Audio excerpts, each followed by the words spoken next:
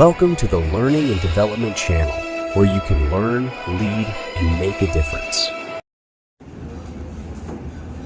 Inclusive learner success. Okay, how about events? What do you think are the events? What words have you contributed? Motivation, assessment, instruction, application. Okay. What should be the component of an idea? Include in the instruction, in the design. Learning competencies, pedagogy, learning resources. Okay, the goal. Self. Okay, approach. Okay, we're almost there. And the last one, how did you come up with those ideas that make them succeed? How did you come up? Because of your pero hindi ka naman makakulit sa dalawang speaker ng Bluetooth. your schema or experiences. Again, my dear participants, let us give ourselves a round of applause. Sige. Thank you so much. Okay. Now let us talk about instructional design framework provides one step by step on how to go about classroom. Made up of proven components to cater learning style, and of course, the learners that and that the pedagogical approaches in the Instructional Design Framework based on the Public Act 10533, which is the Basic Education Act of 2013, and that encourages us to use to be learner-centered, use developmentally appropriate practices, and it should be inclusive, okay? And it should be based on constructivism, inquiry-based, reflective, collaborative. Now, fellow educators, this is the Instructional Design Framework created by the Bureau of Learning Delivery. Look at here. But I would like to discuss it in detail. Okay? The next slide will show us framework, or the reason why we exist. The core of the Department of Education is the learner. We should understand that everything that we should be doing in education should be for the benefit of the learner, because they are the reasons why we are born. Okay. The next is the aspect. What are the four aspects? Consent, connection, collaboration, and creativity. Mom is right. It's not there. Or we call it the 4 C's. Okay? So what do we mean when we say context? What does context? Where does context refer to? It refers to the environment where, okay, the environment, okay, the setting where the learners are. Okay, the next is connection. Okay, connection is a vital consideration because our learners should be able to connect from their experiences to their learning and to connect it to the application, real life situation. Okay? And the third C is collaboration. It talks about how the learners should be able to work hand in hand with the rest of the learners, and even inside and outside of the school, because we have a teaching model that is blended. And the fourth one, the last thing is creativity. We should be able to make our classroom creative, and that we should be able to make ourselves creative so that this will transcend to our learners and to be able to produce learners who are able to create out of the given knowledge and skills that are provided to them. Okay? And this one, the next slide, will give you the details of the activity or the ideas that will make them, that will provide them the context, make them connect, let them create, collaborate, and make them creative.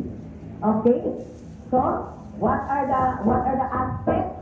The aspect refers to the four C's.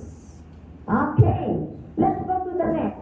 What are the four principles that we use in crafting the instructional design? And we call this as the 4 I's. The principle, you have guessed it right. It should be inclusive. No child should be left behind, regardless of race, regardless of language. Every child deserves to learn. The second I is educational. Okay? Let them provide the opportunity for them to share their ideas, because they don't come to school empty-handed. They have their rich experiences at home that will make them an active participant in the teaching and learning process. Okay? The third I is integrity. There should be the lessons that will be crafted should allow our learners to integrate the concept, skills, knowledge that they've learned to other learning areas and even in their daily life activity. Because application of the knowledge, skills, and attitudes should not end inside the classroom. They should be able to relate it to the rest, to the life after school. And that will make them a lifelong learner. And of course, the last I is innovative. Okay? All of us, teachers, and even school leaders should be able to ensure that the teaching and learning process allows our learners to be able to innovate, to be able to show their skills, to be able to invent, to be able to share out of the box ideas. Okay? And that is what we mean by innovative. And to give you specific components of being inclusive, being educational, integrative, and innovative, we have here a list of things that we need to check so that we will be able to ensure that our instructional or the teaching and learning process is based on the 4 I's or the principles of instructional design. And the last one refers to the facets, refers to the events. What are the events that should happen? What should be, how should be the teaching and learning process happen inside the classroom? So we have the 4 E's. We need to allow our learners to engage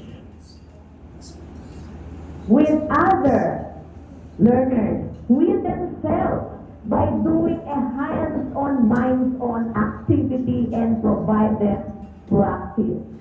Then, explore. We should give them opportunity to look for other resources, to look for other remedies, to look for something that will enhance their knowledge and skills. But this is not easy. The teachers in the teaching and learning process is stated in their lesson plan should provide the learners with the opportunity to do this. Okay? Because these are events that should happen in the classroom. The third one is experience. As I've said, I always say this, that there are instances wherein the lesson is not within the experience of our learners. And you cannot deviate from that because that is the theme and that the situation calls for it. And you have to do it. So I keep on telling the teachers, if our learners do not have the experience, we need to provide them with that experience, because we all know that experience will make them better understand the concepts, that develop the skills, and even the application of that. Okay? And the last one or the third one is empathize. The best way for us to be able to allow our learners to empathize is for allow them to experience, allow them to put themselves in the shoes of that person, especially in storytelling. The best way for them to be able to relate to the story is for them to place themselves in that situation. Okay? And the challenge is that for us teachers, again, to let them, provide them with all those experiences, with all those situations, so that our learners will be able to empathize. Okay, and the next slide will provide you the details of how we will be able to make our lesson engaging, that allows our learners to explore, allow our learners to experience, and allow our learners to empathize.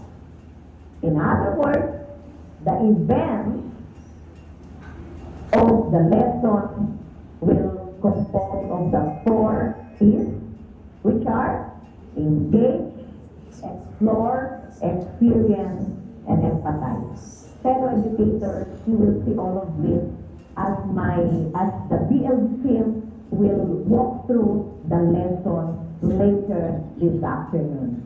Okay?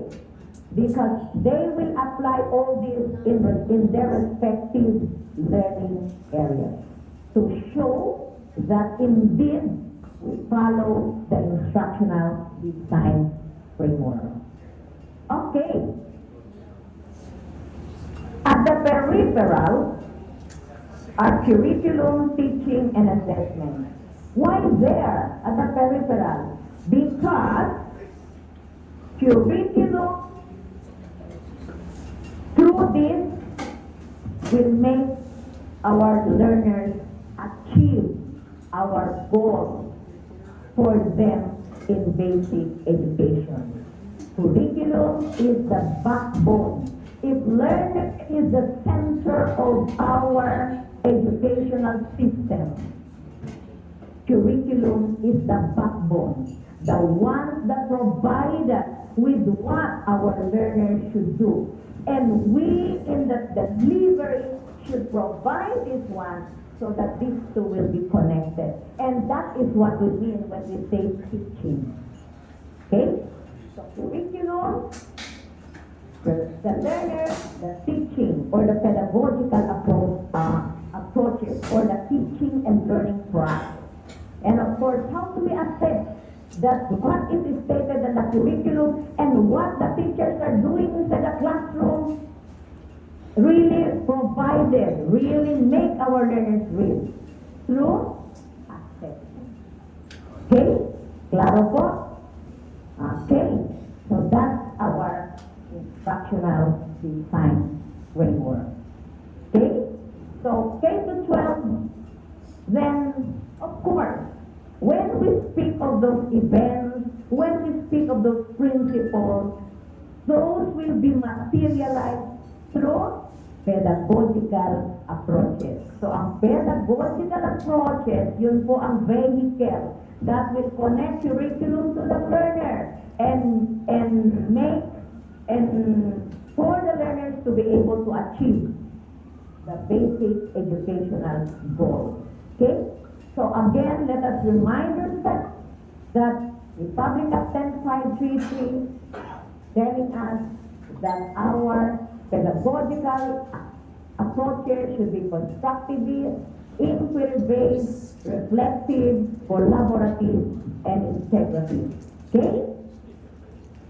So the following slide, I will work on this, will provide you the different suggested, not prescriptive, because remember in our definition that we allow suggestion, okay? So for Filipino, this will be discussed in detail in the respective breakout sessions. English, good manners, or the GMRC and values education, mathematics, science, araling panlipunan, EPPTLE, MAPE, makabansa. Okay? So again, those are pedagogical groups we discuss. A recap of everything that we do. My goal, my objective is for us to have a better understanding of the instructional design. So may I say this again? An instructional framework is a flexible, adaptable structure that ensures effective teaching and learning, allowing teachers to use their creativity and confidently. They use their creativity and confidence that they will be able to achieve the goal. Okay? The three components, we have the instructional principles, which is the four I's. We have the aspects, which is the 4 C's, and the facets, or the event, which we call the 4 E's. Madaling ma-memorize, diba? The 4 I's, the 4 C's, and the 4 C's. Principles is the 4 I's, the aspects, the 4 C's, and the facets or events are the 4 E's. Okay, so I'm done. It's your turn now. Our next activity will be a reflection. Okay, sir, please. Okay, so provide your reflection based on the given components. Again, we'll be using the Mentimeter. I'm glad that I am a 21st century speaker. Okay, scan the QR code or open your internet browser and type and go at the code, then join. This time, you're going to send 1 or 2 statements in every question. And don't worry, all of those will be captured. I have a very good IT in my team. Okay? So just type in. QR code out there, please. Please picture. I only have 10 minutes. Okay? Sige, picture the QR code. Then write for every question or statement. Write 1 or 2 sentences. Okay? Sige. Ito lang. Okay, we have 2 minutes. Please put in your answer because I have to skip that and we'll talk about it sometime.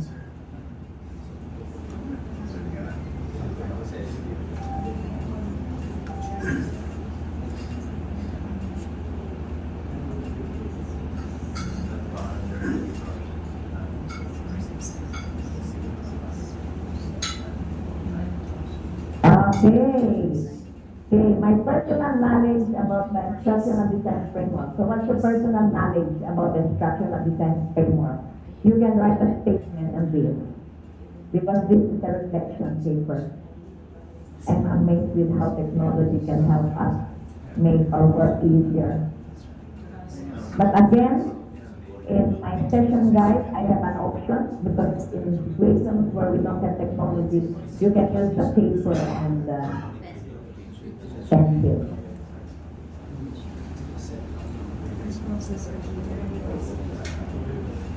Okay? Sige, sir.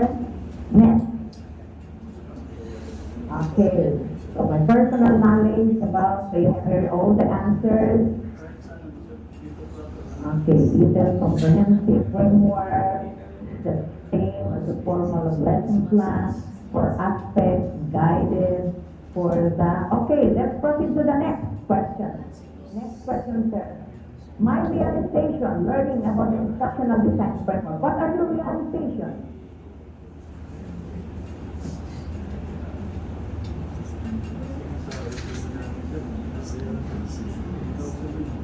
Easy to follow, great and advised, essential, simple and easy. Implement collaborative, engaging, no, it is integral, vital, essential, it is responsive to learners. Learners must always be the center. It is essential and easy to follow. Okay, thank you so much for your responses. Let's go to the third part of the reflection paper. Okay, my plan on the application of what realized in this session. For school head, supervisor, we don't have the teacher here, or if we have, okay. What have you realized on the importance?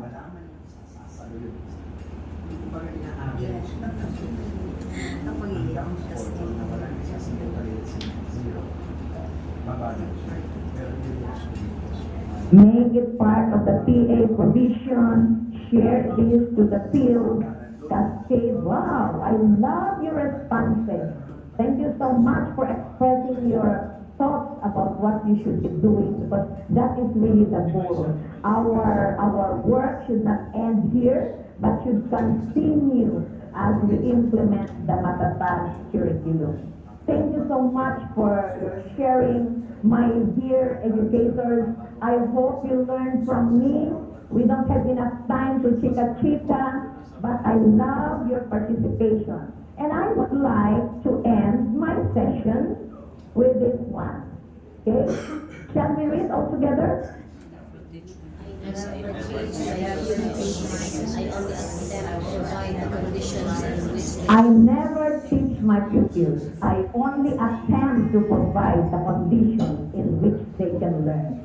By Albert Einstein. With that, I would like to say, daghang salamat, muchas gracias, maraming salamat, muchísimas gracias, shukran.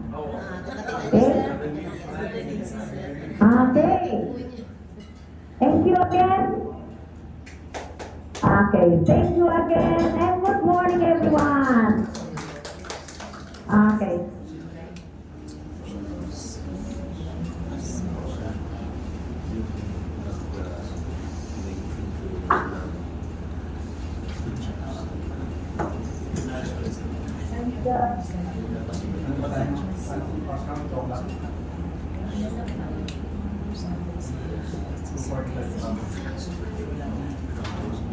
Maraming salamat po for the extra song number to the fans of Rosalina Alejandra Villaneta. I think she deserves more than just the song number. She deserves a MATATAG class. 1, 2, 3, 1, 2, 3, B, MATATAG. All together. 1, 2, 3, 1, 2, 3, B, MATATAG. Indeed, once again, she has proven to us that her litany of degrees from 4 countries is the Rosalina Villaneta that we know.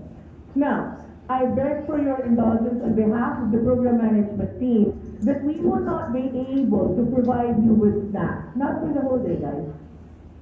For the time allotment that we have on schedule. So it will not be at 10 o'clock. But instead, in order for us to have the uninterrupted next session, we would ask if there's someone who would need to go for a washroom break, only for 5 minutes, so that we will not disturb the momentum.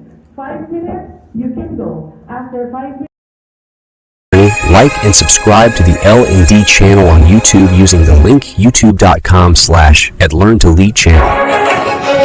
For more information, visit our NAAP Region 8 official Facebook page at facebook.com/NAAPR08.